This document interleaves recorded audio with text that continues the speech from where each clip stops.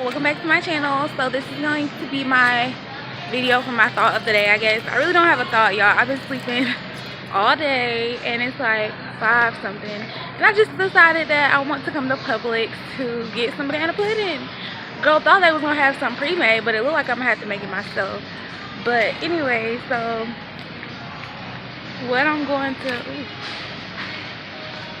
so anyways, my thought of today is don't be lazy.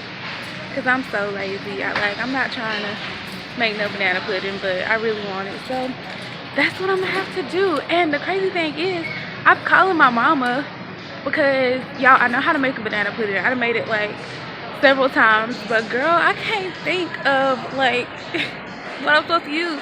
I know bananas and wafers and some type of what's it called? Not Jello, but some type of pudding, probably vanilla pudding. I think I got it.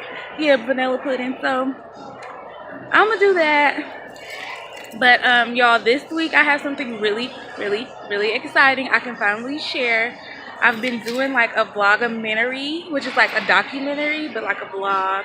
So I've been recording over the course of like a few weeks, and I'm finally able to put it all together and let you guys know what's up, what's new.